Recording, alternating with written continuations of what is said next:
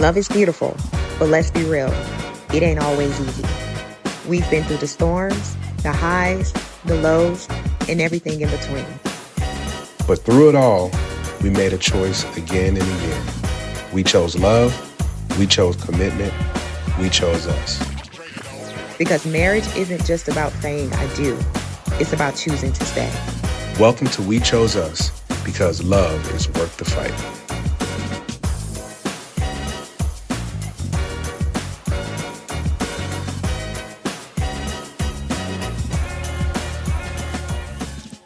What's up, everybody? We in the building at We Chose Us, and we're super excited today for another episode. I got me and my wife, Kris, and we're here, and we're super excited because today we actually got some guests in the building, and we're super excited about that. But before we introduce them, a couple of things I want to remind you of.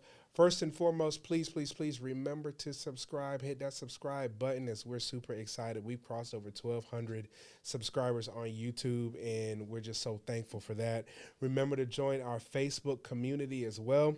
We're starting to get some conversation in there. We need y'all to talk. I told you last time, I need you to talk. I'm start calling you out and picking on folks in there in a second. No, I'm just playing. But yeah, just go ahead and join that community as well. And then if you have some questions, please feel free to whether you want to drop them in the community or you want to shoot us an email at show@wechoseus.com. But now I would love to introduce some great friends of ours, Jason and Danielle Becker. Give them a hand. Give them a hand clap. All right. Glad to be here. Thank you. Very happy. I'll give myself a hand. Thank y'all so much for being y'all of our first guests, right? We're honored. And we're so happy. And to give you all a backstory real quick, and I'll let them introduce themselves as well. To give you all a backstory, I met Jason when we both were pastoring around the 2014 time period. We just met in person back in January of this year. So we had been kicking it virtually for a while, right? 100%. And one of the things is, like, when you first meet somebody, you always remember who they were when you all first met. And you were a pastor when we first met. So I always think of you as Pastor JB. Like, I turned all my pastor skills in. I gave my powers back and I laid it at the foot of the cross. Yeah. And that's what I've always held on to, right? But, you know, you and Danielle have been such a blessing to us. Oh, man. And just Vice versa. everything that we have known you all to be right now, as far as successful business owners and real estate and then investments and then all these different things. And just I'm glad, right, that we've been a part of this journey with you all and vice versa over the last 10 or so years, because it's there's a lot of growth there, right? There's a lot of growth that you all have done just in all the things that you all were doing, raising your kids so where you're almost empty nesters now. I know we got one left at home. She's left. 17. Actually, in a couple of days, she'll be 17, or not a couple of days, Couple I guess weeks. a couple weeks. Yeah. She'll be 17, but senior in high school. So we have just one left. And this trip actually worked out because you were like, are you going to be in Atlanta anytime soon? Yeah. And I said, I'm moving our daughter, our oldest daughter, our middle child, up to north side of Atlanta to finish up her schooling. And I said, so coincidentally, I mean, if you make it work, I'll make it work, you know, And we appreciate it. So I've said, you know, who you all are to me. And before I say anything, who are the Beckers? That's a complex question. I mean, we just done so much, but we've done it together. I mean, you know, Danielle and I was 17 and she was 15 when we first met. So, in high school, I was a senior in high school and she was a sophomore in high school. And looking back, you know, being parents now of kids that went through those stages, I would never let this happen. I don't know what her parents were thinking, letting some 17-year-old about to graduate, hang out with their daughter. And I think ultimately, truthfully, they probably did try to, like, you know, maybe a little see bit. But, you know, one thing I would tell parents is that the more you try to break up, if you don't like that situation, I think the more you do that you almost create this artificial love, which I'm thankful they didn't, because we just grew up together, and so we went to college together, and And I ended up taking longer than she did. We graduated together even at college, even though she was, right there. I took the slow train. Well, he also had to work his way through college and pay for college and all of that. So. But go Dogs! We both went to University of Georgia, so love Athens and that area. But then her family owned a sanitation company in this area, in this south side of Atlanta. We call it the Southern Crescent. Yeah. But we were Henry, Clayton, Fayette, Coweta counties. Largest sanitation company privately held in the Southeast at the time, and one of the largest residential haulers in the state of Georgia. Oh, wow. And so we were very fortunate. We're second generation. Her dad wanted to retire, brought me on. Danielle went to law school in the meantime, and he said, hey, I want to retire your mom too. And so next thing you know, we were running this sanitation company. Nice. And did that for almost a decade. And essentially, my father-in-law would tell the story that somebody kept knocking on our door, and they gave us an offer. And I called my father-in-law while he was living in Florida. And I said, Dave, I think that we've got this offer to sell this company. And he said, well, Jason, the hungry pig gets fed, the greedy pig gets slaughtered. So I think it's time to go. Wow. And so we sold the company and had cash on hand in 2009, which you could not have asked for a better economy for us. Terrible for everyone else. Yeah. But to have cash on hand, I was buying homes in the courthouse steps. I almost couldn't buy anything wrong. So we own homes and apartment complexes and whatnot all across Metro Atlanta and in Athens. We had some at the University of Tennessee. We've since sold those, and we still own and operate those today. We have a mutual friend of ours that actually now does a property management. Right, yep. We have some other people that do it in other areas, and so we did a lot of real estate investing. And once I kind of got that set up, I was golfing 4 or 5 days a week. And I always tell people Jesus broke my golf game. And I just realized that the world was not all about me. I wasn't everybody's bag of chips. And that there was more to life than that a relationship with Jesus really, really mattered. Yeah. Wow. And when that came and pricked my heart, that's when I started thinking I would just work inside of churches, helping them on a business side. And through that, I started doing more theological studies and pastoral counseling. Danielle did some of the counseling stuff with me. And eventually I was planning a church in Little Five Points for this church, and they had a pastor set aside for it. You were not the intended pastor. Yeah. And in fact, it was in a theater right beside Variety Playhouse called Seven Stages Theater. Seven Stages, yep. And they had a coffee shop attached to the theater, and I met in that coffee shop to meet the head guy that's still there today. And we met there, and in the windows of this coffee shop where the bubble letters was the word adultery. And I looked at that pastor and I said, this is exactly where Jesus wants us, is like right here. Yeah. And we walked through, and at the end, and honestly, they were so gracious. He said, hey, look, I'd love to host you guys here, but there's some problems. One, we do some plays that sometimes are not, might be offensive. Might be offensive. There's some Sundays we won't be able to have you in here, and you'll need to find another place. And I have 52 Sundays a couple. Yeah, I was like, look, we can figure that out. And he goes, and then I just got one other problem. I said, well, what's that? And he goes, well, we just hate churches. I thought, so do I. We're going to be fast friends, Yeah. And so we just did a church for, and then, again, I'm making this short story a little longer, but that pastor that was set to go there got pulled back to the main campus. Mm-hmm. We had been doing Bible studies there. Danielle and I just prayed about it and said, we can't leave. And so I tell people I was a default pastor of a downtown Atlanta church, and got to do that. And our flyers would go out to people's homes and say, we're not your mama's church unless your mama goes to our church. So we totally different. We'd do rock and roll in the service, and then a little message, really heavy on grace. I've been about that.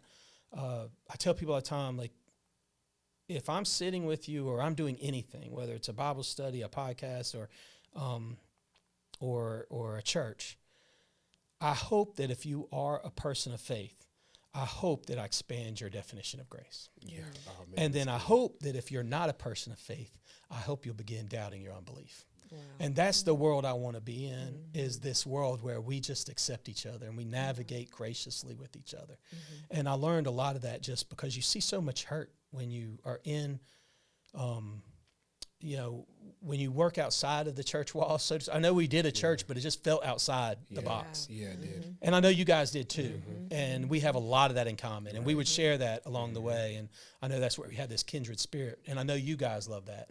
But the people that feel the furthest away from God, I want them to know that it's like it's one step, it's one prayer, it's one breath, and he's right there with you. And that's the stuff that really excites me, for sure. So I still do a lot of that. Still, you know, do a lot of business. We kind of shut the church down. I had great artists that would do all of my music. And I think one of my last Sundays that I realized things were coming to an end is I had a harmonica come in because my musician was on tour. My musician was on tour, and the last guy I had was he came from North Point that morning and came and played a harmonica at our church, and it was great. I mean, Amazing Grace on harmonica is good, but it's hard to like sing along to it. So that's what I felt like. All right, we might have to. And so we walked with people into other spaces, and honestly, my kids needed me.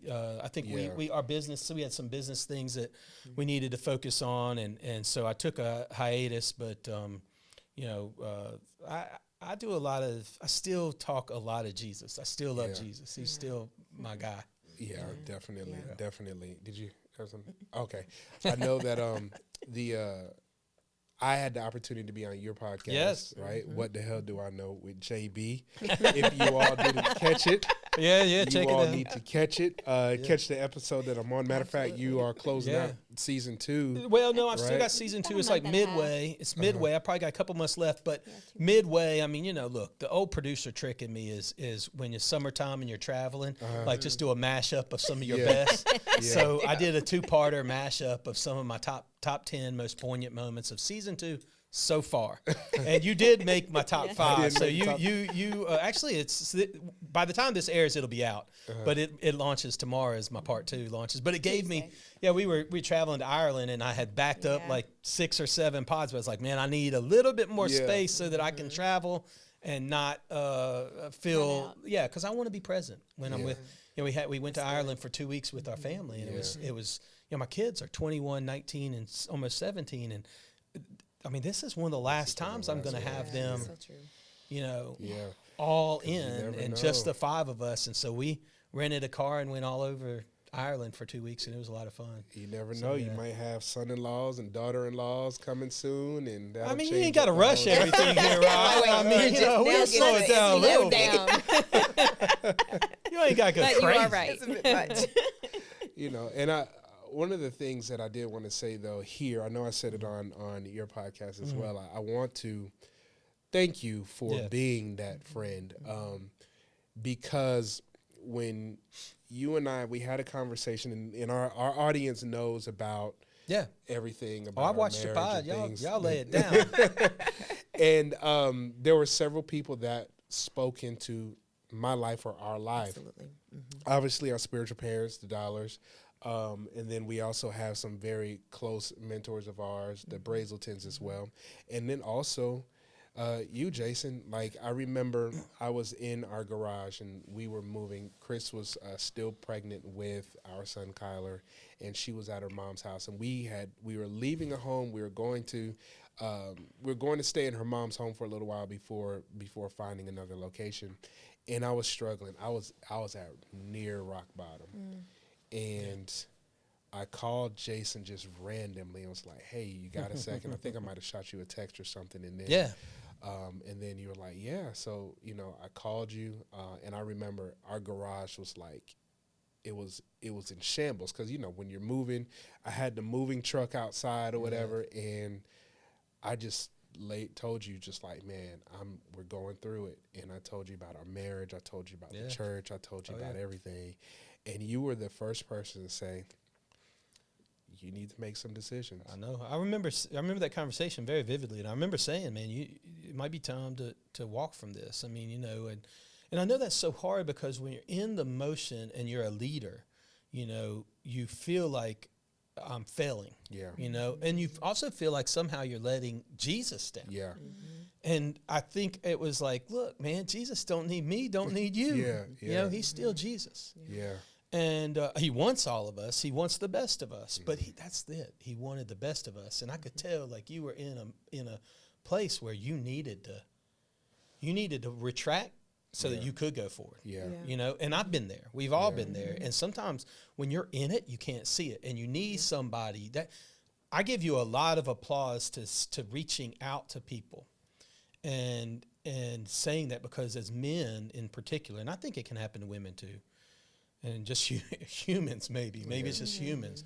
We tend to I do, when things are bad, I internalize, right? And I can shut down and not reach out, right? And that's something that I constantly talk to young people about. Find a mentor.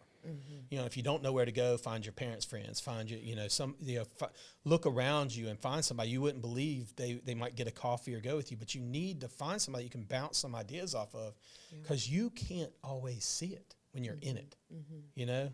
And I think that's where you were. It felt like, you know, and I can remember that. You just, like, I can't shut it down. We've got to keep going. And what if I shut it down, their salvation's hinging on me, right? That's right. Yep, that's the way you feel. And that's not the case. Their salvation's not hinging on you, right? Yeah, I just remember that, and I just knew, like, after everything, it was always like, JB is a cool guy. Well, just a $10 podcast. $10 podcast, right? And, you know, just from now, and then we were able to meet Danielle this summer. And like, I know, I was like, I've only actually met you guys once. Right. Yeah. But I mean, Oh, and we had a great conversation yes, too. it was wonderful. It's like it's honestly, you guys are so easy to be with, and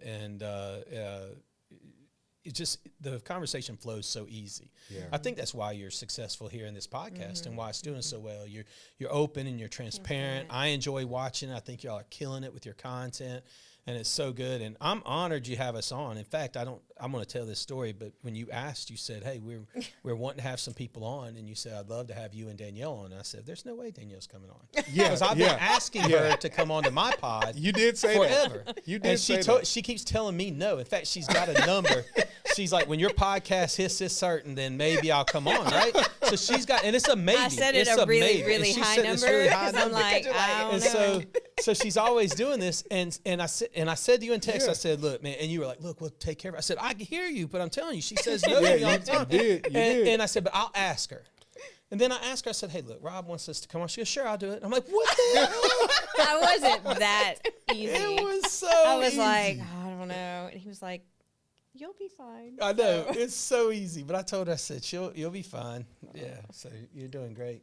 I'm barely Thank good at it. Well, you're doing great. It's just like, you're doing great. Thank you so much for coming. You about to say something? Yeah, like, so how was that? I guess speaking from, because Rob and JB have, you know, kind of said how they've interacted when it came to pivoting from pastoring to, you know, literally just closing down the church and this new entire, well, I won't say new entire life because everything's, you know, predestined by God, but, you know, now he has the podcast and everything else. Like, how is that? Because I know how it is been for me. Like, it's just, how is that, you know, pivot been for you? Like, I mean, did you even want the church? Or like, so I'm not going to lie. Absolutely not. Me either. Like, well, I mean, as evidenced by the fact that I don't want to be on this podcast.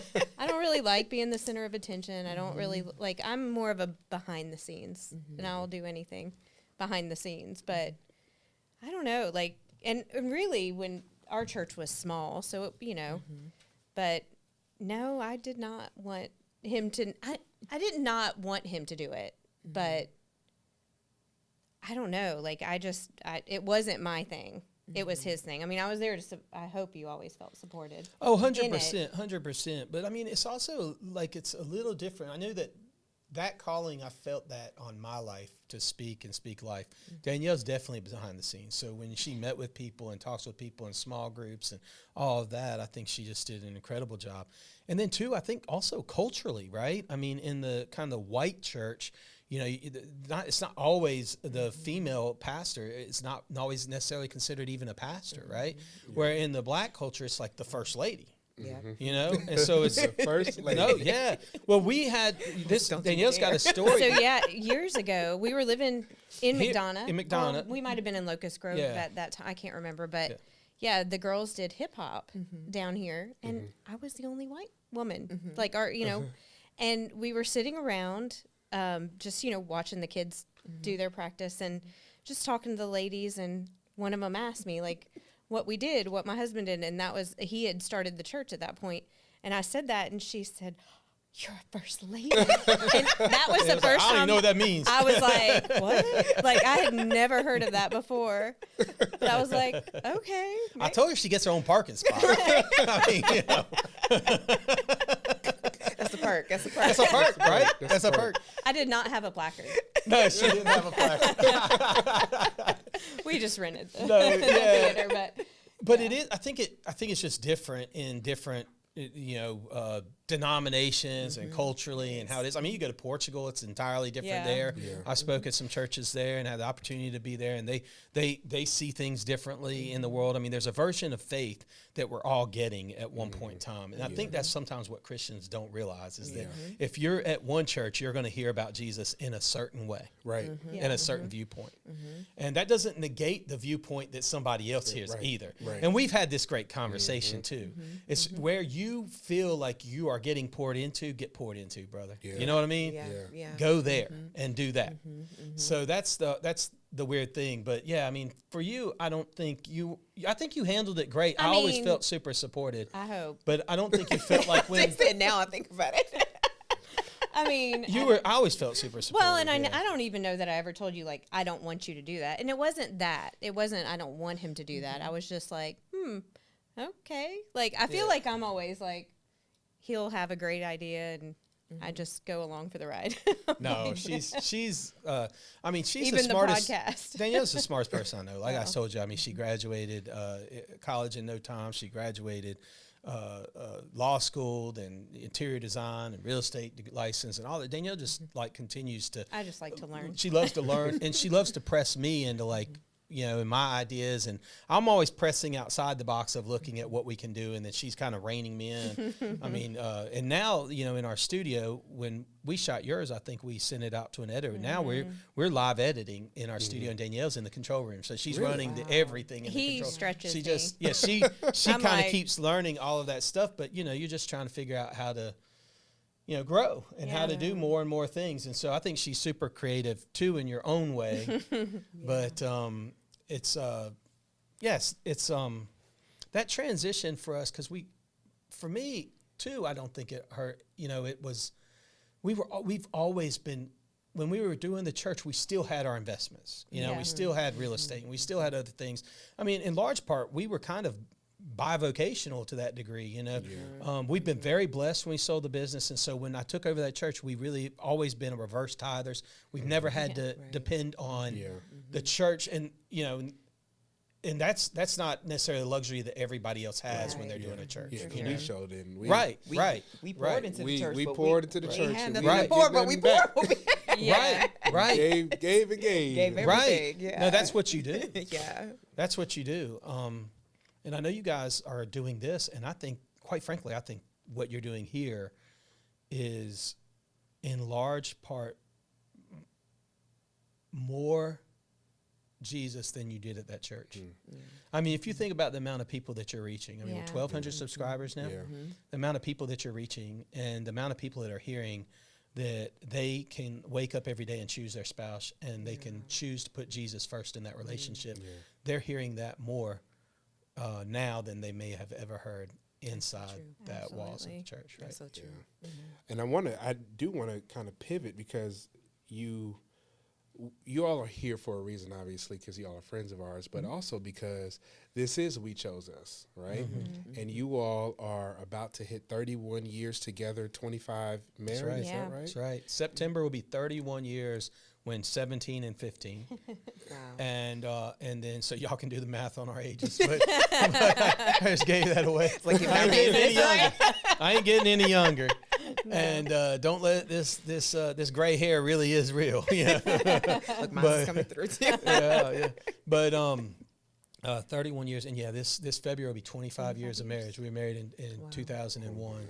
So thank you so That's much. awesome. 25 years of marriage. Yeah. That is Yeah. big. But Yeah. but one of the things that I kind of wonder is, how at this time how have you all been able to continue to choose each other throughout everything throughout the kids and throughout the businesses? I mean, 17 and 15, like, I can only imagine have been a lot of challenges because you all were kids and you had to grow up and become adults There's a in this lot of lifestyle. change that goes on. And I think you have to like intentionally grow together. That's good. You know, I mean, because you're going to grow. I mean, even as adults, I mean, in our 40s, like you changed, I've changed, like, but we always try to, I don't know, keep. I think I would say the spark in us has always been important, right? I mean, like I still like you. I know. And we still, I mean, but we. I mean, he legitimately is my favorite person to be around. 99% of the time. There's probably the 1% where you're like, okay, I need a break. But fair play. But we have also always we've worked together since our early 20s. Yeah. Wow. Which that was not that always was a easy. challenge to begin with. Yep. I think it probably took us. I think we need to understand our lanes. Yeah. And then we needed to learn how to give each other really due respect for that. And that takes some time and conversations that weren't always had well. So communication, you think, I mean, it's the number one thing in a marriage is really, I mean, to a degree. I mean, there's a lot of number ones I guess I could put up there, but communication is really high on the list, right? Learning how to have, I think when we started seeing our counselors, like, you're going to learn how to have appropriate, what was it? It was a healthy conversation, healthy communication. Yeah. Because it's not always healthy. It's not always healthy. No, Right. no. Right. So take us. Do you remember any of your early on, like major blow ups where y'all were just like, all right, this is. I've tried to forget most of them. I definitely don't remember details. Yeah, I mean, there's definitely been moments in time that we've had to look. I mean, one of the more traumatic moments, I realized that I needed to correct some bad habits in my life, and some things that I wasn't doing, and Danielle, I think, kind of realized that as well, but she realized it before I did, and so then when it was like, okay, we need to come together, we need to figure this out, and I can remember being in the church and really working on the elder board and doing all this stuff. Very involved and teaching Bible studies and all sorts of things, but realizing like I still had some knuckleheaded behaviors that didn't need to be a part of our marriage, didn't need to be a part of our life anymore. But I felt like, because let's just face it, the church isn't always the safest place to go for that. Oh, yeah, absolutely. Right. And so I can remember finding like, okay, we need some counseling and I need to work on some things. And so I found something. So we lived on the south side of town at the time. And, south of Atlanta, for the viewers watching, you think 30 minutes outside the airport, 40 minutes outside the airport. And I remember finding a counseling center, and it was on the top end of the perimeter. It was like, perfect. It was totally like on the other side of town. It's an hour one way. Nobody's going to know me. And I can go here and I can get objective opinions about what I need to do and not feel like, I'm giving over my life secrets to somebody and then going to be judged every time I walk in or whatever. And so some of that could be on me, right? And some of it, I think, is a fair assessment of sometimes how the church can be. Like, do as I say, not as I do. And it's not always a safe space. It should be. But it's not always. And so we both went and did the work. And we went into counseling, and our kids were really young, and we had sitters for them, and Danielle would go to counsel, I go to counselor, and we had counselors together, and we did like really intensive for about a year that we did that, and really wanted to learn how to communicate better, wanted to figure out how could we be more transparent with each other in a healthy way, how could we what really break our marriage down and build it back up. And so we did that, and it was by far the most important thing we've ever done in our marriage. And that was 15 years ago, something like that. Probably about 10 years into our marriage. About 10 years in our marriage. And it was the best thing we ever did was In fact, when we got done, I don't know that we really realized how much better our marriage would be. That's awesome. Yeah. You know, by doing that. And I can remember we walked in. I just felt like we weren't communicating well. We weren't. We weren't. You're shaking your head like we weren't respecting each other buddy. well. No, we weren't. There was a moment in time after we sold our business that you think like I'm again all that in a bag of potato chips. I'm leader in the church, or I've got all this money, I've got all this opportunity, I've got all of these different things, and you realize like I'm so thankful to have that broken down and to before it got out of control to say like I need to reevaluate where we are, because I loved her so much and I wanted to be the person that I wanted to be, the husband and the father and the leader that God wanted me to be. Yeah. But I knew it needed some more intentionality than what I was getting on Sunday morning. Mm-hmm. Yeah. I needed to be more intentional about it, and I didn't know where to go. And the counselors we used were Christian counselors. Oh, yeah. So no, I would recommend, if you're a believer and you're listening to this at all right now, I would tell you right now, I think counselors outside of faith can be fine. Mm-hmm. But I'm telling you, if you find a good Christian counselor, I would encourage you to find somebody, because there's a belief system that you both have that really you can lean on. We walked into this, and this counseling place, man, it had this little bitty love seat couch. Yeah, and it was tiny. And I felt like he had gotten off the side of the road that morning. And we walked in, and he had a frame, and there was a frame up there, and it had like the that, crocheted, the cross stitching, yeah, like those where they're. It's a southern They're cross like stitching sewn. of a mess, like a Bible verse or Is it whatever. cross stitching? I think it is. And it said the word intimacy, and he defined it as being when I've given the other person everything, the tools to destroy me. When I've given them like really real intimacy, is I've shown them really everything about me, and these are the tools that they can use to destroy me. But instead of destroying me, they defend me.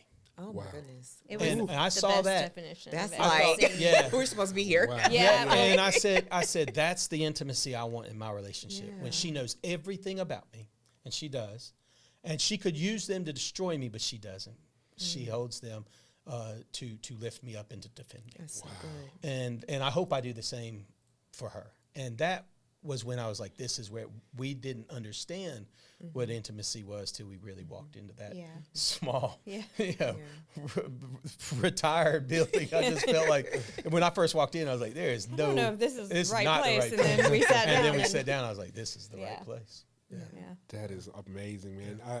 I had so many questions. Yeah. I was like, how are we? And I was talking to Kris. I was like, how are we going to ask them these questions? Did you have something? Well, I mean, because, first of all, 25 years is amazing. We're 11 Saturday. That's awesome. Oh, Yeah. Congratulations so to you it's guys. like 8. We're like 8 of them were horrible. questioning Well, my life. I would say our first 10 were hard. They were hard, 100%. I mean, there's moments of joy in there, and I'll never. For sure. It wasn't all hard. It wasn't all hard, but you feel like you're also drinking from a fire hydrant. Yeah. Especially If you're a with young young parent with kids. young kids and jobs and moving and transitions, you just don't feel like you get a break. No. Yeah, no. Yep. And it's And always it's hard coming at you. it is hard to like say, I'm going to focus on you, especially with hard kids or young kids. I mean, Well, and so our kids were born with cystic fibrosis. Two of them, the first two. And long story short, we ended up finding out that because of the way the DNA connects on the allele chart, they actually were in studies and their lungs perform at normal capacity. And so they've not had to have any medicine and all that. But in the beginning, the first 4 or 5 years of their lives, we didn't know this. And so we went through a lot of doctors and so I empathize with parents and we didn't, and by the way, we didn't have the constraints of somebody that goes through severe autism, or we didn't have somebody that's going through, a Down syndrome or even other special needs or there's a multitude of special needs out there, and you throw that into the mix, the divorce rate for parents in those situations is super high. Yeah. I remember super high. when we found out Jackson had CF and we went to the CF clinic, our very first time, They told us that we had to meet with a social worker. And she sat us down and said that the divorce rate for families that have Special something needs, like this was like 75 or 80%. It was huge. Wow. I just remember being like, And it was those first 5 years because, you know, you're going to a doctor's visit. You have all the stress of life and then the stress of your child's life literally Not right there in front fully of understanding. you. You know, and once we got through that, we were obviously really relieved. And again, I love They're great. our children are incredible and they've healthy. had no health issues. And we were very fortunate when we finally learned how that worked. But those stresses are so hard. And I think that's it's part of the reason why I think the divorce rates are so high when you're in that 7, 8 years, because, you know, you're having kids 2-3 years in, but for most people, they get married. 2-3 years in, you have a child. A couple years later, you start having another one. You have a church or even a business. You make some moves, you make some transitions, and all of these things are happening. And, you know, the frustrating thing is that's why I love the title of your podcast is We Choose Us. And if you desire to say, through all of that, I'm going to choose each other. Every day I'm going to choose us. You can get through it. I heard a pastor say one time, and he was doing a Song of Solomon sort of marriage type series years ago.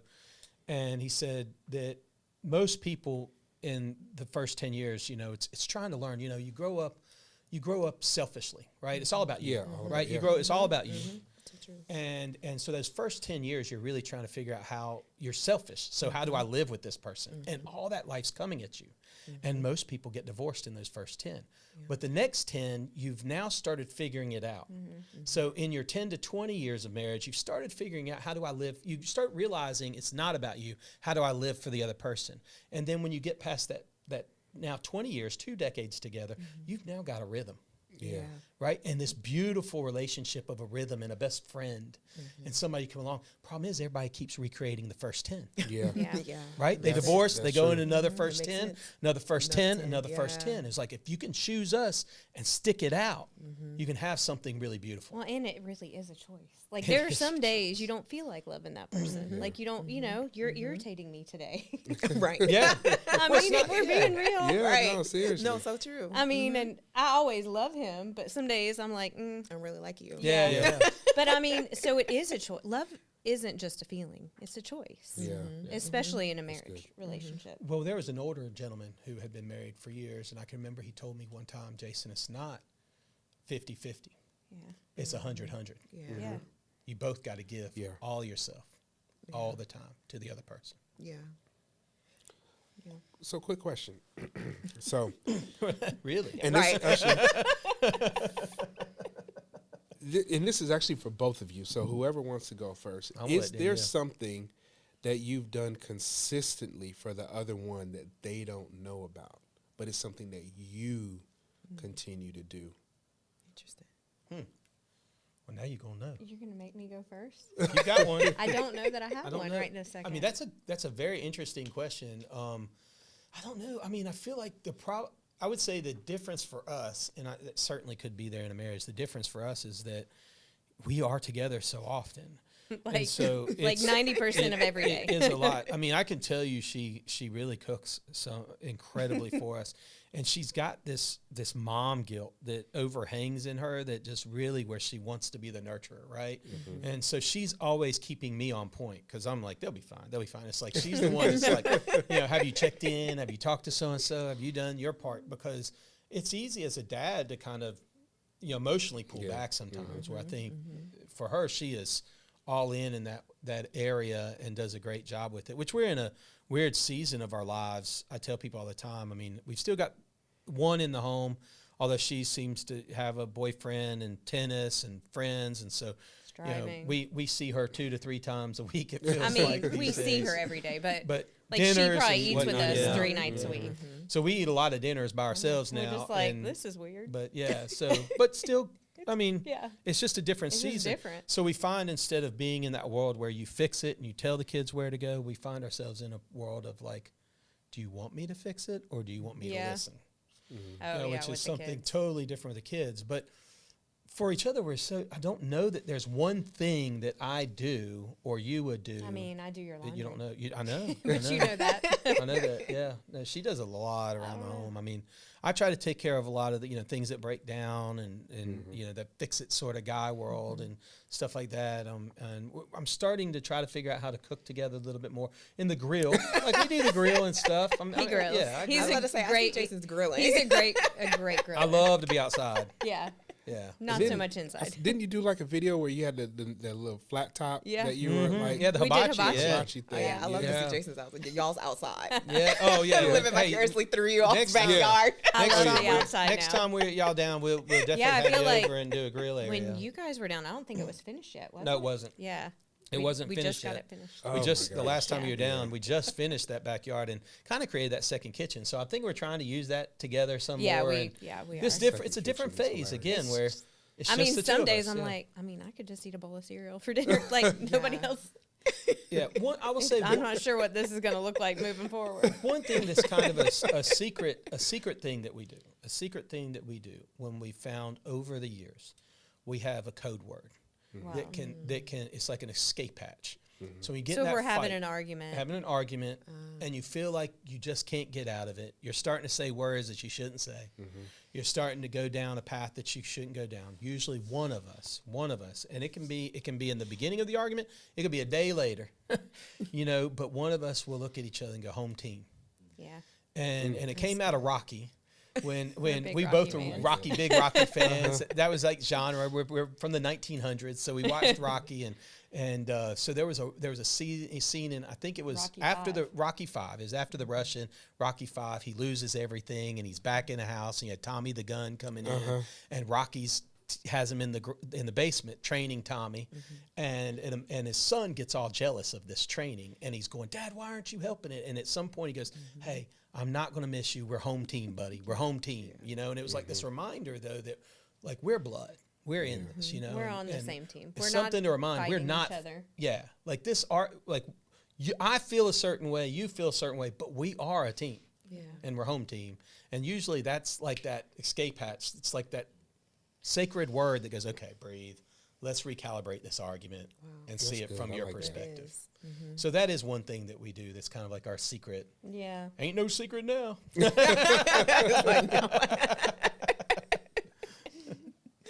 But it helps though, to have that. And, I guess you wouldn't have a secret from each other when you go back to the intimate stitching on the wall that says, right. right. all of me. Yeah. Like there's no hidden spaces from me. Right. There's like everything is exposed. So there Yeah. wouldn't be any type of, Oh no. well, I do this and you wouldn't know that I do this. 100%. Yeah. Oh no, and accountability is really important. Like Danielle is not my accountability partner because I need her to not be. She doesn't. I have guys that will hold me accountable, but Danielle has all my passwords. So she knows all my stuff. She can grab my phone anytime she wants to, whether I know about it or don't know about it. I don't care. And she can get into that, especially doing this content creation. And, you get all these DMs and different things. So plenty DMs are fine, right? That are like, pray for me and this, that, and the other. But then you get some weird ones too, And so I want her to be able to have all that. I don't get the DMs. She You gets get them. some You get the DMs. weird ones, yeah. My phone is dry. I don't get anything. I'm just like, do y'all even like me? Like, what is this about? But she I gets do the get the DMs. Yeah. She gets the messages, the text messages, and Yeah. all this stuff. Not and the I'm text, like, not the text from strangers. well, no, No, not right, I mean, from I, right, strangers, right, but from but I do people get the that we weird might know. DMs like, No, yeah. He's had a few. I'm like, Yeah, I mean, I Back block that stuff. I don't, Yeah. I don't even play with it. But I give that's the one thing I don't. There just can't be. I don't want any space in there. So I think Andy Stanley talks really good about the idea of guardrails. yeah. And guardrails, when you think about them, on the side of the road, they're to tell you don't even come close to this, right? And then if you hit them, they kind of bounce you back in. But they're not. It's not like they put the guardrails in the ditch. Right. Well So you before need you get it's to the well ditch. before you get to the ditch. And so in life you need to have those guardrails.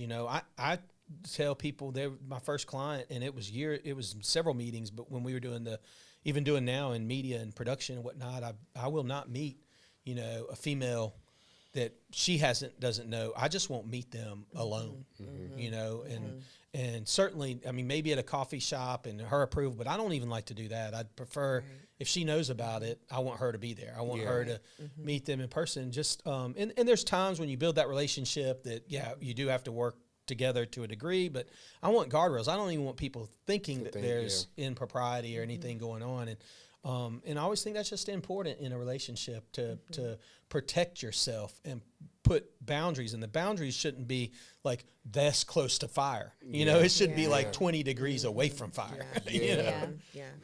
Yeah. That makes a lot of sense. Or not even look like, Yeah. you know, Yeah. that you're might be Yeah. close to the fire. You know, even the looks 100%. could be Yeah. deceiving as Well, that's why he, like, you pretty much always Oh, are like, can you go to this meeting? yeah. Are you absolutely. available? I just don't do it. And even when I was pastor, and I'd have sometimes there'd be, you know, a female person that was in the church, a member, a parishioner, or whatever you want to call them, and they would say, "Hey, I need some counseling." I was like, "Well, let me help you find a female counselor, or my wife and I could Yeah. meet you together." I just don't. Yeah, often I don't need any of that stuff. Yeah, I'm always like, hey, It's not healthy for my her wife either. can or we can. You know, it's always that. It's never a oh yeah, I'll do this. It's not. Early on, it was like that, and we talked about that on the show one time, just about because I have 3 older sisters. Generally, I just get along with women easily. Sure, and for me, it's nothing. I don't know what it is on the other end, but for me, it's just naturally nothing. But I learned to start saying, hey, my wife this, and you know, just trying to even bring her along. My wife might not even know who this person is, but I'm always saying my wife, just going ahead and letting them know, obviously, that the guardrail is there, you know, and that's how I've been doing my communication here for the last several years. I think it also just hopefully builds trust for her, for Danielle. Because see, while I care about the other person, I care about this relationship so much more than that other relationship, you know. And so this is my home team, you know. This is my girl, and so I have to protect that more than I have to protect anything else. You know?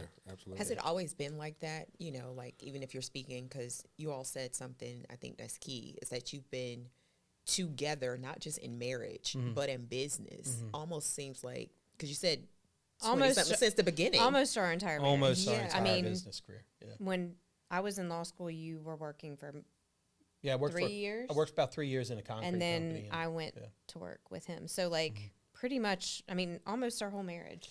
Yeah. 22 Yeah. years. Yeah. Wow.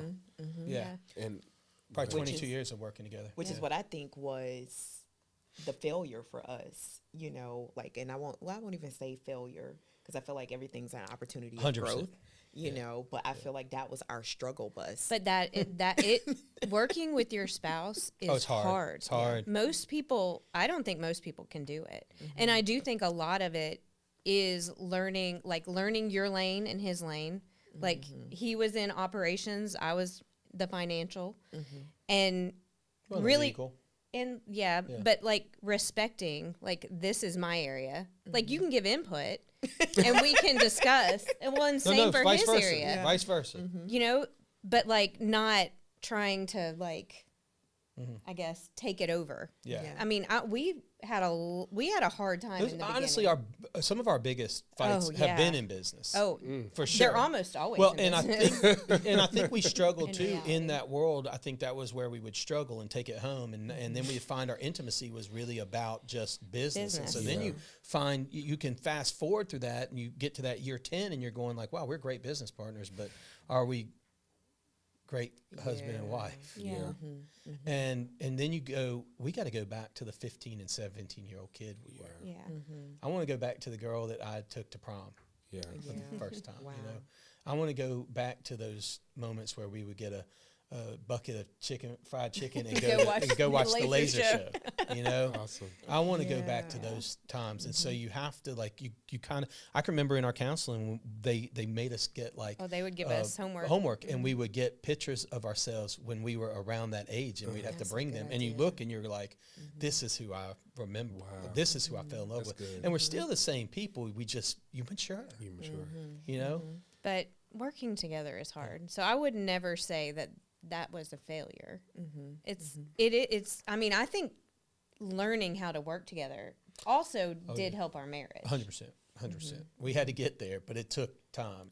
It did. And even today, we if our biggest stuff's always on It's always business. and a lot of times she's reining me in, or I'm pressing out, and there's different things like that. And then, again, that home team trick comes in well in business. It's not as bad, I would think. At this point, it's really not. We don't. We were just talking about this. We talk a lot. We have a lot of conversations, which I think is super important in a relationship. A lot of conversations, and we were kind of talking about this complementarian mentality inside the church, which I tend to think we're probably in that world. It's the idea that the man is the leader of the house, right? Yeah. And so we get that, but it is a weird thing because when I say that, there's going to be audience members that are going to be, well, what does that mean? Yeah. What I have never, I've always felt if I'm leading, all I want to lead is lead them to Jesus. Yeah. That's it. And I think when we do that, because there's never been a time where I'm like, okay, I'm using my trump power. I don't have a trump card. Yeah. We've never had a trump card. I want to be a complementarian in the sense that while, yes, I want to be led by Jesus and I want my family led by Jesus, ultimately we have lots of conversations about what we do. I mean, her input is so wise. Her intuition is way better than mine. It's taken me 20-something years to learn her intuition was that good. And she can feel a person in first meeting and know, I don't know we should be in business with them. Wow. And I will still press forward because I'm like, well, there's an opportunity here and this and that. And sometimes it can still work out, but there's still pain in that transaction sometimes. Where she's like, I told you so. I think he's still learning. Yeah. Oh, it's well, she couldn't. I'm getting. I will tell you, I really do think that women have an intuition that men don't. I agree. Yeah, and it's even taken me a long time to trust it because you can't fully explain why. Like, I don't know why I feel this way, but I'm telling you, I don't trust that person or I don't trust this situation. Like, something feels wrong. Well, there was a leadership thing that you heard and you made me listen to. I did because this was such an issue. I would tell him these and he would always discount it. Well, and because she couldn't explain it. She couldn't always explain it. But when I listened to this person, and it was like a psychologist. It was Andy Stanley leadership podcast. But with a female lady that came on and talked about this idea that women, they're more in tune with feelings. And so, and throughout your life. And so when you come up with somebody, you can't explain why you feel this, but it is built into your nature because you've absorbed all of these feelings and all of these experiences and all of this stuff you felt in your life. And then when you meet somebody, there's certain feelings that just rush out of you that you can't explain, but it is a lifetime. Like you meet this person, we're going to be friends forever. Or you meet this person and go, that's not right. I'm not sure, but you can't explain it. Yeah. But I've learned to it's trust come through, it. and she. Well, and this woman explains it much better, and I couldn't. And I'm leaning into this intuition much more these days. The last couple of years, he's like, "Yeah, I think you're on to something." I just say I don't know that you've ever been wrong. Has there been what would you say is probably one of the most irresponsible things that you probably have done where she's been like, no, was it like some type of toy that you bought and you come home with this car or something, some business deal? Of those. I've really not made honestly, I don't know that I have I mean, if you have one, nothing like that. I mean, the biggest thing would be in business and some of the people that. Yeah, but we've stepped through and you followed my lead in that, but cautionally said, I don't know. And there's been some transactions, but ultimately we talked about it and you got comfortable enough to say, okay, we're going to move forward. And a lot of times those transactions, she was like, I told you, the snake, and it was what it was. But I wouldn't even say that was irresponsible because even in those moments we were having conversations. Well, I just didn't. Well, I think in those situations, like through a lot of that, and it was probably been the last 5 to 8 years ago. Yeah. Some of those. We went through a lot of business situations where I just had a feeling. Yeah. And I didn't always even communicate it to him. There were a few times that I kept it to myself.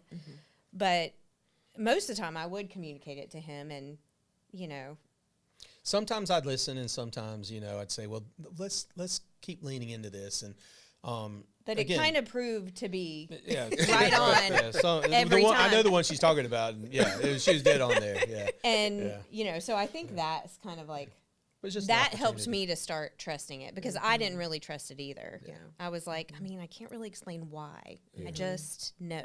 But in general, I've never gone to a car dealership and bought a car. I tell you, the one I did is, probably the most irresponsible one is I went and I got my first tattoo. So I have several tattoos, but I went and got a tattoo, and she's never been big on them. So I went and got a tattoo, and I put it on my ankle, and I came home and I said, babe, I got a tattoo, and I don't think I expressed what You had vaguely talked about it. maybe one day getting one. And she gave me what I thought was an okay. Not really. But It's like, no. in my head, Not at all. I felt like, all right, that was like she I'm was pretty good, sure no, because even our son, and at the time he was maybe 8? Yeah. He was like, Dad, where are you sleeping? Yeah. He's like, does Mom know? And I Does was Mom like, know where you yeah, sleeping she tonight? does. He's like, well, where are you sleeping tonight? Then? At 8. At 8. He knew. So I've since gone on and gotten some more. Yeah. I can remember, though, I went into a tattoo place. So we had talked, my second tattoo I got here, and it was Sola Gratia, which comes from Martin Luther when the Protestant Reformation, and he nailed his thesis. Yeah. He had 5 solas, and it was sola, like Fido, which was faith alone, sola Christio, which was Christ alone, solo de gloria of God, glory of God alone, and sola Gratia, which was grace alone, and I probably missed sola Scriptura, which is scripture alone. So at any rate, this sola gratia, grace alone, I've always liked. And so I had told her I wanted to get something. And we went were home. in Florida. This is so funny.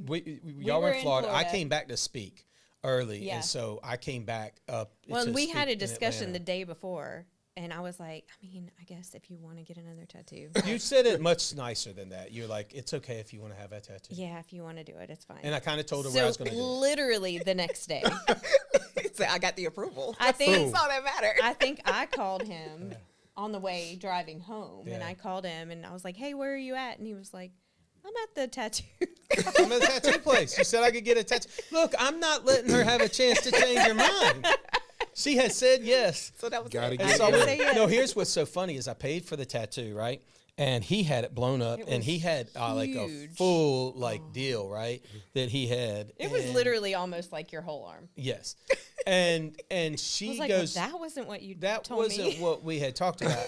So I had to tell him right there. I said, man, brother, before we put this ink on, I sent a picture, and she said it was too big, and he was like, what are we talking about here? You paid for this. And I said, well, just to be clear, like, I don't feel like my body is just my body, and it's her body too. That's good. And I said, so if you could give me like some printouts of different sizes, and I'll take them home. And he's like, well, you've already paid for this tattoo. I said, well, I'll take a rain check, right? I can come back later. And he said, yeah. He goes, you're the first person that's ever paid for a tattoo, sat in the chair, and then walked out. I said, I have no other choice. I cannot do this until she says 100% that she's in on this tattoo. And since then, I keep adding to the tats. Yeah, I'm getting and over the all of tattoo them, thing. all of them I was come actually around with him faith. for She his was last she one. was with I was in Ireland, and there's a big tattoo culture in Ireland. So when Yeah. when I'm there, do it, baby. It's the Irish dude. And so do as the Irish do. And so this is, of course, just faith, hope, and love, which is obviously. But I 1 love Corinthians, your body is her body is your, like, that's Yeah. huge, which Yeah. I don't think anyone really thinks on that level. Like, Yeah. that's another level of intimacy. Like, I really appreciate Well, I got to share the gospel with that Yeah. artist Yeah. because of that. And, because he's like, I don't understand that. I said, well, let me talk to you about my faith and why I'm married to somebody. And she has to be okay with what's going on here, not just me. Like, it's not fair to her, right? So, yeah. Wow. But that was after, this there was years and years into a relationship. We get love it. better. Like I said, since then, I've done this one I did with my son. This one I did. I've got another one with my daughter, so I keep doing. Well, you haven't done the I one with haven't your done daughter that one yet. yet. Yeah. I Danielle, got you them all gonna join the before party? age. Huh? You gonna join the party? She's thought about I it. have one that I may get. We'll see. I don't know. We'll see. We'll She see. got me on it because I didn't have all before I didn't have You have was, any? I was I didn't have grown. any. Yeah. Like, I Really? mean, well, I got my first one at 15. Oh my gosh. Yeah, it was illegal. And all the rest, I think I was like early 20s, and he had none. I had none. Yeah. And I was a Yeah. bad influence because I had I all ended up getting like this early, one here early. with the Yeah, bar, the bar. on I saw it, seen that one. Yeah. And I don't know, we got one for our Ring. ring fingers, and I got one here, I Yeah. got one here, and I started kind of He going. had none. But I had I none. was a Yeah. little bad influence. All mine revolve around faith Yeah. and just really remind me of Yeah. my purpose in life. Yeah. And, at the end of the day, when everything's said and done, everything I do, if it doesn't point to Jesus, is almost worthless Yeah. anymore. Yeah. And so I know that I love to be successful. I love to work with entrepreneurs. I love investing and obviously growing that. But if I'm not generous, then one of the coolest things I'm looking forward to in the production studio that I do, which I really enjoyed meeting your producer here behind the scenes. He's crushing it. Yeah. He's a And it's great seeing all that he's doing. But I have this opportunity. I'm creating a series for the Emerald Coast Children's Advocacy Center near us. Okay. And they take in about 1,200 kids a year from pretty much sexual violence from somebody that they trust and know. And so I want to tell those kids stories, but obviously not the kids can't Not do with it. the kids. Right. So community leaders, we're going to do a series where we're telling their stories in hopefully in a traumatic way that, will spotlight, quite frankly, the Lord's work and just, because they don't just try to prosecute. I mean, they house in their building. They house the detectives and the people there, and they also have, where the disclosure room of where these kids are reporting and all of these things there. But then they also have the counseling, Yeah. Yeah. and they also have the reparative To try to side and heal. try to help heal because. When you're 5, 6, 7 years old, and you don't even know what that is, and then you get ruined by some adult in your life that was supposed to protect you, it is so hard to come back from that, And so if we don't find a way to step into that and to speak life into them and life change into them, I mean, only Jesus can heal that sort of pain. And so I really look forward to telling those stories. I love to tell those stories. And I see that as my own ministry in a sense now. Yeah. That's awesome. That is awesome. I am appreciative even of you, so many years after pastoring, still there going after Jesus, telling the story about Jesus. A lot of people, and I'll say in the black church, you pastor until you die. Yeah. You 90 years old. It happens that way And, too in the white you know what church. I'm I just saying? saw Okay. a pastor in Birmingham, Alabama, and it's just like Hoover, Alabama, I think it was, and just a headline. He was 90-something years old, pastored his last sermon, and retired 9 days later. He died. Oh my gosh. So that's all he did. Yeah. And I think about that because a lot of times people think like once you step away from pastoring, like that's it. And you're Doom done. and gloom almost. Yeah, it's doom and Oh, gloom. yeah, Like yeah, I yeah. know for a Yeah, fact yeah. there have been people who have waited to see, well, what's going to come out of Rob and Kris now that they're not pastoring anymore. And, I chuckle to myself because we are more successful, and I think we're more far-reaching than we ever were 100%. in doing, just like what you were saying earlier, in 100%. doing the bar. We're more far-reaching. We're more gracious to people, and now we're not in any type of box, if you will. Yeah. Like we have, Yeah. we operate with a certain amount of freedom that we can be ourselves, which we're 1,000% for Jesus, right? Sure. But we can be ourselves in a place where when we are pastoring, we couldn't because we had to hold up these specific, I don't know, what people would expect us to do. And Oh. have to Yeah. try to balance if we're going to offend somebody or not offend somebody, and then all of that stuff is just crazy. The church world can be a tough world to navigate, as you know. And if anybody's listening out there, if you've been behind the scenes in the church world, you get it and you know it. And we talk about church hurt. It's actually one of those things, and you came on and we talked about that when you were on my pod, and it's one of those things that just, it's tough. It's so tough when you have church hurt because you think about how I hate to think anyone can be put by their relationship in Jesus because of me. But it happens. It happens, and people say they leave the faith, they leave the thought, they leave the conversation of Jesus, they leave the relationship of Jesus, and it's usually not because of Jesus. Right. It's because of somebody, you know, in the church, a bad version of Jesus that they got, something that they read, and it's so hard in that sense. And it's something, again, it's always been on my heart is people that feel like God doesn't love them. I love to take the blinders off and go, no, he really loves you. Yeah. You know, he really, really loves you.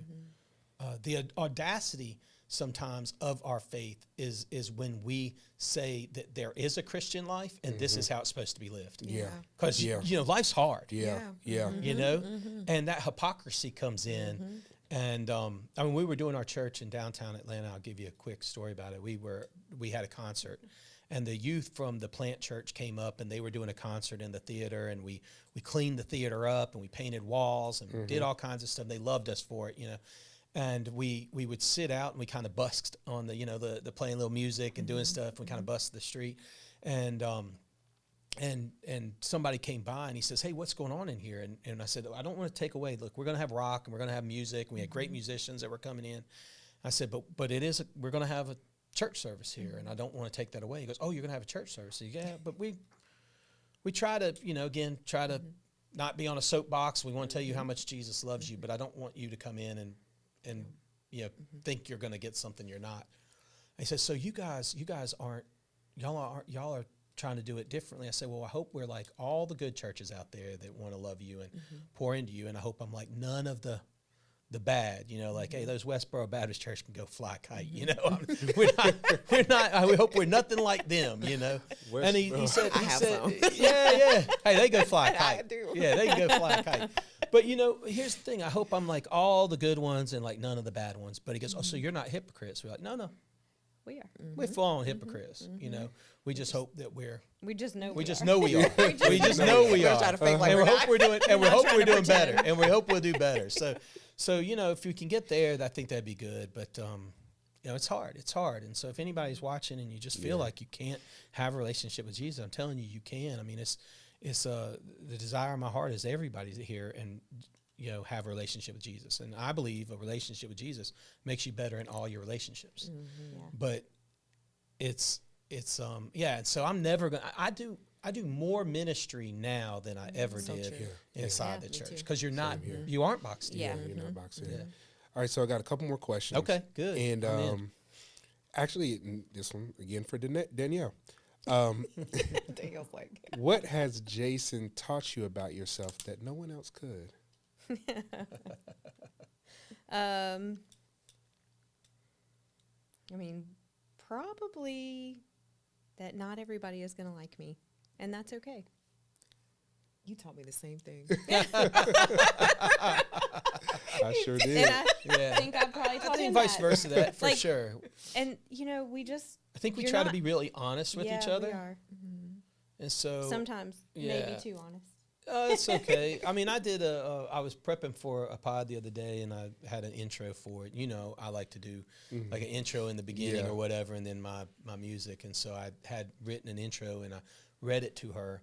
And she goes, "Oh, that's funny." And I said, "Yeah, I could be a comic." And she goes, "No, don't go that far." I was like, I told him, I said, "You're good at a lot of things. I don't think you'd be a good comedian." So she'll hold that mirror up and keep it real. Yeah. And so, which I needed to be kept 100, you know. And I sometimes think that I can't do any wrong, and she will make sure that I know, in a gentle way, in a kind way, for the most part, that I don't think you got it right on that one. Yeah. Like she used to do that on Sundays too. Well, sometimes. Oh yeah. He'll ask my advice and then he doesn't like, or he'll ask my opinion. I'm like, well, you can't ask. No. Sometimes I'm not ready to hear it. Yeah, sometimes I'm not ready to hear it, but I need to hear it. So that's always important. Yeah. You said, I think I could what? Sing. I can sing. He thinks he can too. You really think so? I can sing. You're gonna sit here on this podcast and really think you I feel like y'all gonna have to have a background check. The next pod, B needs to have background checks, and he's singing. Yeah, and let the audience decide. And I don't want spoken word either. We're not going to be doing one of these Lecrae things like, no. I want octaves. I want it all. Because he be like singing, and I'm like, okay, it's enough. And I said, that sound good, didn't he? She's just like, no. I'm like, man, But girl, you know, I if got we them can't be vocals. honest with y'all. Right. No. Right. Well, you do need accountability. Like I said, when I say Danielle's not my accountability partner, I mean more in a sense sometimes of being a husband, because it's a lot on her. If she has to hold me accountable, that's a little much, you know? And so I do think, men, you need to find some guys in your life, and my co-host that hosts my show with me do a good job of holding me accountable to those degrees in those situations. But Danielle does hold me accountable to, I mean, she still, in a lot of life, she holds me accountable. And you need that person that can be honest with you and see it. So, yeah, that's probably something that I've learned as well with you, Yeah.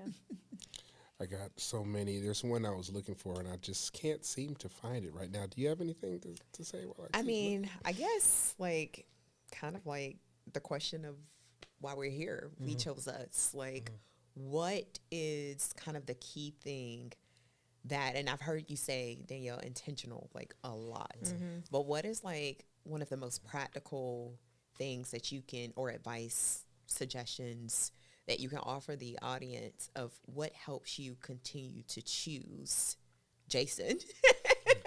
And even Jason can answer this question for you, for Danielle, but what is like the thing that continue? Because, I agree. You have days where you don't like, each other. You have days where there's frustration, and you have days where it's like, okay, because I'm the same. We're with each other all the time. And there are moments where I'm like, all right, I'm good today. I need a little break. Right. But what is it that, keeps you choosing? I mean, the bottom line is I love him and I love our family.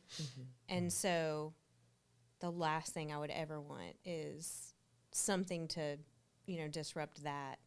So, I mean, I think, I don't know, for both of us, I feel like, and I mean, we've gone through some hard seasons for sure, but I think divorce or just splitting up has just never really been something that we've ever really considered. We've never considered it. Yeah, we've never. And had I that don't like. So my parents were high school sweethearts, and we're together, I think 34 or 35 years when my dad passed. And they always worked. I don't know. I just think that was a beautiful. You had a great example. I had a great example, and I mean, I know my parents didn't always have an easy marriage, but they always chose to work on that marriage and keep it central. And I mean, I think something. Well, and I came from really a broken home. I mean, they were together when my parents were 20 years married and divorced. And so, but it was a lot of chaos inside the home. And like, Mom, Dad, you watch this, I love you, but hey, it was, and it was chaos. They know that. And it was chaos inside the home. And they came from Bob Jones University. They both went to Bob Jones, which is like one of the most conservative, college campuses on the planet. I mean, Billy Graham got kicked out of Bob Jones University. You have to cover your knees. You talking conservative, but they were they never kind of they didn't really choose themselves. And I mean, in large part, I think they stuck together because their faith, they felt like, dictated that you couldn't get divorced. Like, they would have been better apart, they just never really chose and leaned into that. And so I saw her parents' example at 17 and was like, that's what I want for us too, is I wanted a relationship like what, and again, I know there's no fantasy that her parents had the perfect relationship. But no, I know they went through some really hard times too, but but my grandparents, my grandfather, I mean, I can remember I had examples of good marriages. They were kind of high school sweethearts. He's part of that greatest generation, fought in World War II, and worked as on the line at the Dorville plant for General Motors. Wow, okay. All those years ago. My grandmother worked in like the mayor's office in the city of Atlanta as a secretary. And all these things. Just they were part of this community forever. I can remember when she passed away. I was in 4th grade, and my grandfather had an office. in the back of his house, and I never really seen him cry. And he came from that generation where they didn't have great dentistry, so he had like dentures, in his like 60s or whatever it was. And I can remember he's crying so hard his dentures were rolling in his mouth. He's crying so hard. I walked in, I just sat on his lap, and I was like, "Papa, why are you?" I knew why he's crying. I was like, "It's going to be okay," but he was like, "I don't know how it will be okay. I just lost the love of my life." So I've seen that in marriage. There were moments that were modeled to me. Early on in our marriage, too, we did start trying to have a weekly date night. It was, yeah. Where that was we, early. Yeah. I mean, Sophia was, I think, 3. Probably the most important thing we ever did. Yeah. And it was And right we around that time probably of waited a little counseling, too long. Yeah. But yeah, it was during when we started counseling and realized how important it was that, especially with young kids, it's just, you're, because it's hard for It us. We is needed hard. us time. Well, pro tip for you parents out there that are struggling. Pro tip: pay your babysitters really well. I mean, pay them well, tip them well, because they will be available. We had babysitters that for Friday night would ditch their boyfriends to come and watch, our kids. We have learned because that. we paid well. And It's we worth had it. a standard. I mean, 52 weeks out of the year, we're a date night probably 30 Oh, at no, least, no. if not 40. I think we're 45. Yeah. Really? Well, because Really- other than vacations with our vacation, family or just, holidays, and just- holidays And or even something. we've even kind of started when we miss our date night this week, We'll do a find Tuesday another night We'll that do a we Tuesday don't night. have the kids or it's getting much easier. I'm like, oh my gosh, pretty soon every night's going to be Date date night. night. But we'll sit down and we ask questions, we reconnect. Because even though we work together, you can be It's so just focused on different. business, we need to be focused on each Oh, other. yeah. And so that date night is a great way. Yeah. I'll tell you the other thing that I think helps is, again, my grandfather, the grandfather that Hubert Palmer, and my grandmother Evelyn. So great old names, that you don't hear anymore. But every birthday card he sent me, every single birthday card or note or whatever, he would sign, love Papa, and love Grandma or whatever when she was alive. But it'd be love Papa, and he would say, and he would end it with Matthew 6:33, which is seek first the kingdom of God, right? And all these things shall be added unto you. And quite frankly, that's it. Yeah. Seek him first. And that's how you really choose us, That's good. is through him. seeking him. Yeah. Good. That's good. Yeah. That is a good closing. Well, drop the mic right there. Say. Yeah, drop the mic and let's go. Man, we appreciate you all hanging out with us.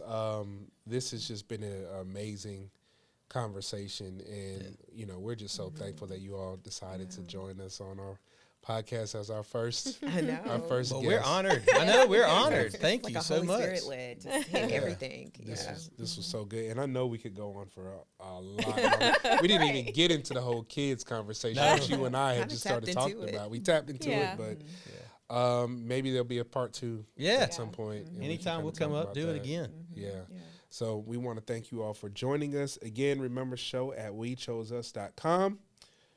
Join the Facebook group and subscribe. We thank And you all share. so much. Oh, yeah. And share. Please share. And make sure you also subscribe to What the Hell Do I Know with JB, Yeah, come because on. they have some awesome guests and awesome time What is as the? well. Where can they find you? Yeah, honestly, if you just Google it, what the hell do I know with JB? You can find me on my Instagrams, @_Jason _Becker, because there was a famous guitarist, Jason Becker, so you can go there too. But it's not me. But he took the good socials. But yeah, and maybe we do part 2 when y'all come down next time, and we do part 2 there with y'all. we That'd be can. great. Yeah, that'll be cool. Yeah. All right. Thanks, guys. We'll see y'all on the next one. Thank you.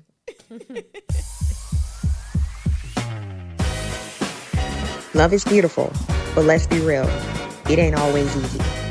We've been through the storms, the highs, the lows, and everything in between. But through it all, we made a choice again and again. We chose love, we chose commitment, we chose us.